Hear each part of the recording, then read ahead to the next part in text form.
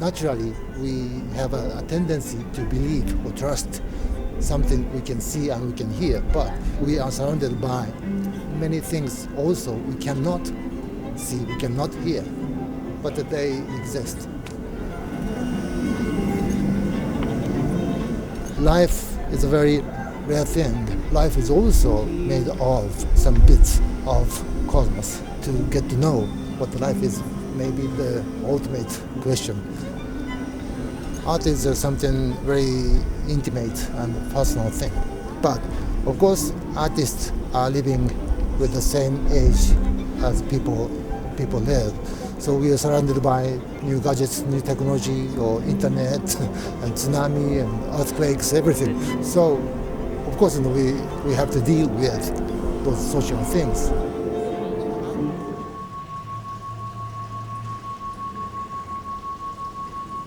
So now we live in a time where we have these digital devices and technology is omnipresent. It's absolutely everywhere. We just notice it more because there's more of it. It's always been there, but now it's incredibly dense. Technology is just the material with which I can make art.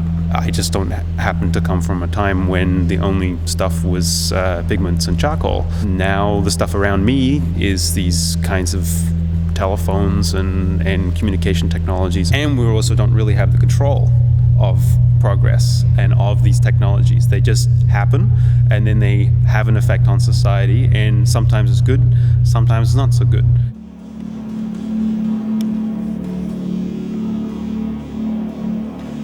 Il rapporto fra il materiale e l'immateriale deve sempre mantenere un equilibrio, secondo me, sano. L'idea di essere completamente nell'immateriale c'è la perdita del corpo. Io che lavoro molto sull'idea del corpo mi interessa proprio questo limite. Non credo che sia molto sano perdere completamente l'immaterialità. I had the idea of materialize my mother, who is dead.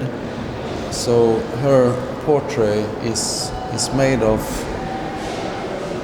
nothing but light. It's a portrait of my mother without her being there in any way. When people are wearing the glasses inside the AV, they get stereoscopic, so 2 eyes, depth perception. We can sort of build complete virtual environments around people. It's like the most expensive candle flame you've ever seen. The trick is always the technology and the people. And what we work in is trying to bring the two together so that we can show things to people in as natural a way. And I think that gap will get smaller as the years go on.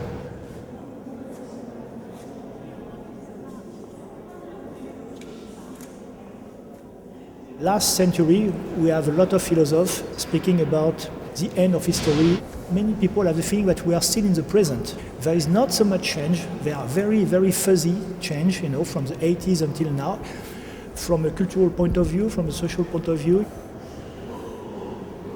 If you remember, for instance, the conflict between generations, between the people of the 50s and the 60s, for instance, and between the 40s and the 50s and then 60s and 70s, it was 5 years of difference. It was a source of conflict. Now, almost everybody are listening almost the same thing, which is a problem.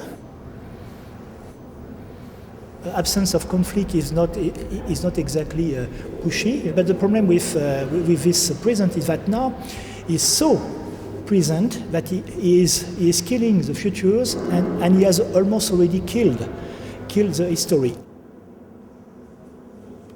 How do you imagine the future in 20, 50 years? More of the same. I have children, so I hope it's going to work out. You'll have something that just clips over your eyes or even just plugs into the side of your head. Se la tecnologia ha avuto un'evoluzione pazzesca, il pensiero è rimasto a quello di 2000 anni fa, anzi è regredito. Traditionelle Schönheit, zum Beispiel Natur, quasi aufgefressen wird und wieder aufersteht als digitale Tiger, Dinosaurier oder Blauwale im IMAX-Kino hyperrealistisch. I imagined my youngest son will get to my age in 20, 30 years, how the world will be like.